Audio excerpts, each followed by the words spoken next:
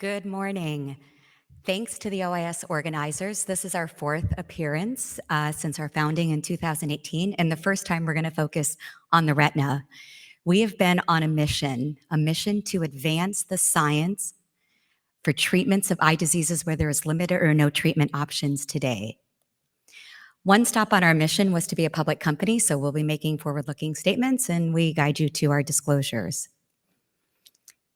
Ocuphire, since we have an audience of some retinal specialists that may not know the full programs, I just want to spend a minute on the full set of assets. So we have two late-stage assets at Ocuphire.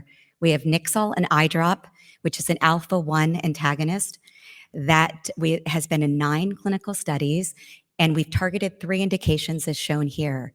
What's really exciting about our program at Nixol is that we had 2 positive data readouts this year in presbyopia, which will be one of the largest, if not the largest, refractive segment. We had top-line positive data earlier mid-year, and we'll be advancing that forward. And we had best-in-class data on efficacy, safety, durability, onset, no headaches, et cetera. Really excited about that data set for the combo of Nixol with low-dose Pilo. For night vision, we're currently recruiting in a phase 3, trying to get at those halos and glares that are caused for various reasons in individuals. And most importantly, maybe to this audience of retinal docs, is an opportunity to reverse the pharmacologically induced mydriasis that all or most of your patients happen to receive when they come to your office. So here we had positive phase 3 data, rapidly reversing that dilation. And we are advancing that program and look forward to filing an NDA on Nixol late next year at around this time. So with that, let's move to APX3330. The highlights are we are in phase 2B study focusing on diabetic retinopathy with APX, an oral treatment with an anti-VEGF and an anti-inflammatory mechanism. I just wanted to say thanks to our KOLs, both for front and back of the eye, but particularly our retinal docs, Dr. Heyer, Boyer, Kaiser, and Allingham, that have given us great guidance in our development of the APX platform. The problem, in this case, we want to focus initially on diabetic patients. The reason for that is this is a largely untreated population. In DR, it's wait and monitor for the most part, even though there are approved options. And lack of treatment does lead to progression for the 7 million plus patients. And in the case of DME, unlike wet AMD, the responder rates are not as high. And so you've got undertreated individuals that we hope we can also help with an adjunctive therapy of our oral APX 3330. So APX3330, it is a first-in-class REF1 inhibitor. This is a novel target. It basically is a transcription factor regulator that allows us to inhibit downstream targets such as HIF1 alpha and NF-kappa B, which are known in both the VEGF and the inflammatory pathways. So we're essentially providing an upstream approach to inhibit both important pathways that cause the disease sequela, particularly in diabetics when you include the inflammatory cascade. And of course, we're doing it with an oral approach. What's also differentiated about the APX3330 program is the amount of body of evidence and data that we have.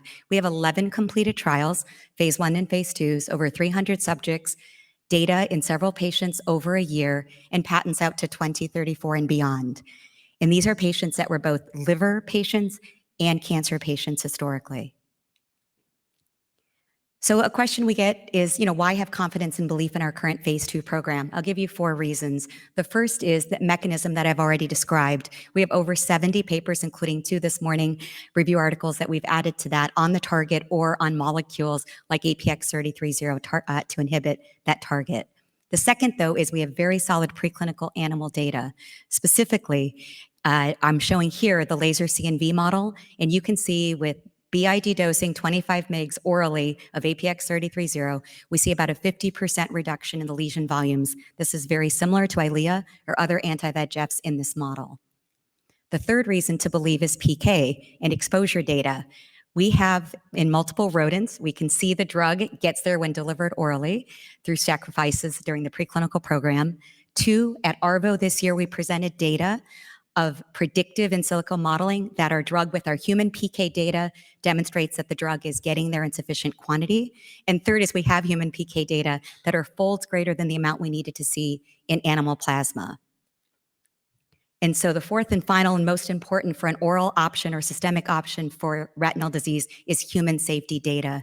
In here, I'd like to say not much to share in that we had no ocular effects, and this is over 300 subjects, up to doses of 720 mgs, and we had no organ toxicities, liver, or cardiovascular in particular, I would highlight because those have been attributes for other approaches in the past that have tried an oral retinal.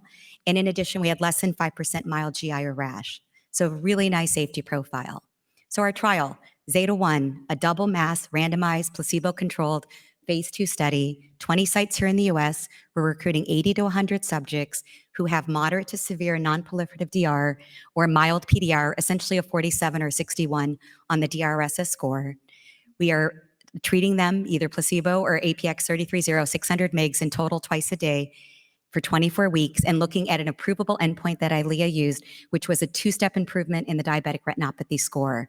We'll also look at other attributes, thickness, visual acuity, et cetera, as we are allowing DME in the fellow eye.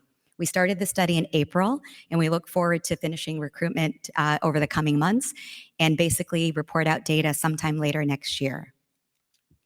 And so to summarize the program, the platform of APX, it will be disruptive. It will be the first oral prescription product approved for retina, especially with an anti-VEGF and an anti-inflammatory if we continue on the path we're on. We're starting initially with APX and diabetic retinopathy, but we envision adjunctive therapy with anti-VEGFs, either currently approved or those in the pipeline that you'll see here today, because we believe we can help that treatment response rate and the time between treatment in an adjunctive approach. And in addition, there's a pipeline, and those can also be considered locally as well to be delivered versus systemically. So really exciting overall program. And again, a novel mechanism, a convenient daily regimen, a favorable safety profile shown to date, and all of it with an overall goal to either treat untreated patients or improve patient compliance. And as I mentioned earlier, this team has been on a mission, and we're happy to report a successful 2021 with the 2 positive data readouts, but we have even more to look forward to in 2022. We'll have 4 data readouts in 2022, including the phase 2, and we look forward to filing our NDA and continuing conversations outside the US so that we can bring APX 33/0 and Nixol to countries outside the US and treat patients with similar diseases. Thank you.